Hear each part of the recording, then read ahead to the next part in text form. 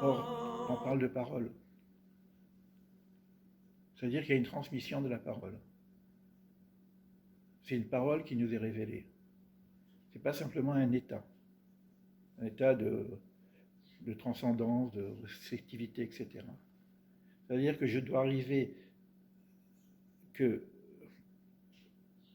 quelque chose qui ressemblerait à l'état de conscience modifié qu'on peut avoir en méditation, mais qui est transmise par une parole.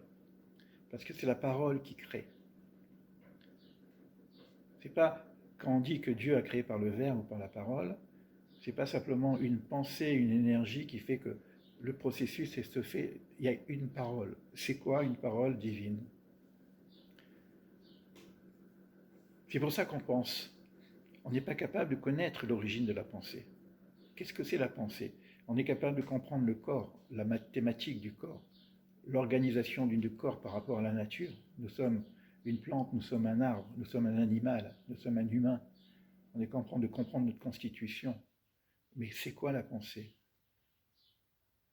On peut comprendre l'organisation biochimique du fait qu'on arrive à la matière humaine avec toute cette magnifique structure qui est même à la ressemblance de l'arbre de vie. Mais c'est quoi la pensée? C'est pour ça que les notions de pensée, on va les mettre un petit peu au-dessus, comme s'il y a une autre chose qui est transmise sous une forme de parole qui n'est pas une parole pensée. Alors c'est quoi une transmission d'une parole qui n'est pas une parole pensée?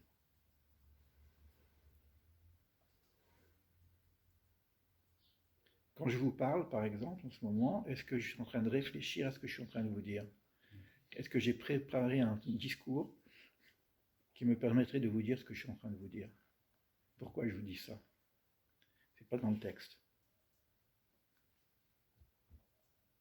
Est-ce que cette parole est une parole réfléchie ou quelque chose qui me vient à l'instant, par la présence de l'instant, par nos échanges, qui fait que je sors un discours? Est-ce que je suis en train de réfléchir simplement au texte que je suis en train de lire, ou il y a d'autres éléments qui viennent nous donner des informations? Ben, je dirais les deux. Les deux parce que je suis constitué par une certaine pensée qui a déjà été créée, qui me permet d'avoir une forme de raisonnement et d'intelligence, de transmission, mais au moment où je dis les choses que je dis, je ne suis pas obligé de les penser. Parce que si je suis en train de penser les choses que je dis, je bégaye. Ça ne marche plus. Donc il y a quelque chose qu'on peut comprendre, même avec notre tête. Mais l'idée qui est ici, c'est que on va essayer de comprendre, mais il faut savoir qu'il y a vraiment une césure entre la pensée philosophique et la pensée hébraïque. Toutes les guerres, d'ailleurs, quand on va parler de Hanouka, la guerre des Lumières, c'est qu'on nous a interdit de penser autrement que la pensée philosophique. On nous a brûlé la Torah. On n'a pas brûlé nos corps, on n'a pas voulu exterminer le peuple juif. On a voulu exterminer la forme de pensée qu'a le peuple juif, qui n'est pas une pensée, puisque je pense, donc je suis. Si je ne pense plus, je ne suis plus, j'existe plus. Donc ce peuple est un peuple qui va mettre en danger le monde entier, puisqu'il amène quelque chose qui n'est pas de l'ordre du raisonnement. Et la philosophie, c'est la reine. Donc il faut brûler la Torah. La guerre des Asmonéens, la guerre de Hanouka, la guerre des Lumières, c'est justement cela. Et cette guerre-là, on doit essayer de la vivre à l'intérieur de nous-mêmes pour savoir qu'il y a une forme autre qui nous permettrait d'évoluer sans passer par le système de la réflexion. Et en même temps, je dois réfléchir. Et en même temps, je dois comprendre. Pourquoi je dis ça? Pourquoi qu'on avait travaillé un petit peu sur les séphirotes, si je reste que simplement sur une réceptivité en direct, qu'on appelle Chorma, qui vient de Keter, et si je le fais descendre directement en bas, je risque de dire n'importe quoi. C'est-à-dire, il y a quand même un système qui va passer par l'hémisphère gauche qu'on appelle la bina, le discernement. Est-ce que le discernement, c'est du mental? Est-ce que le discernement, est-ce que la bina, c'est un raisonnement? On a l'impression que c'est ça.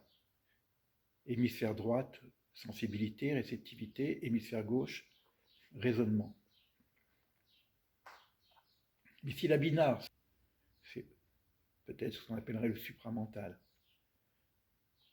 Chose que certaines personnes connaissent ici, qui ont travaillé avec Aurobindo. Alors, c'est quoi ce supramental? C'est intéressant de réfléchir là-dessus, qui est sans réfléchir, je dis. Oui, j'ai dit réfléchir. Donc, si je réfléchis, je ne suis pas dans la binaire, je suis autre chose. Oui, donc, réflexion. Alors, je vais mettre bina dans le mot lui-même, bonnet. Bonnet qui veut dire construction. C'est-à-dire que je reçois quelque chose sur lequel je ne vais pas réfléchir, mais je vais construire. Et la construction est l'ordre de discernement parce que je ne peux pas construire n'importe quoi. Quand on va parler de Tiferet tout à l'heure, ça va être en relation justement avec le constructeur parce qu'il a l'intelligence du cœur.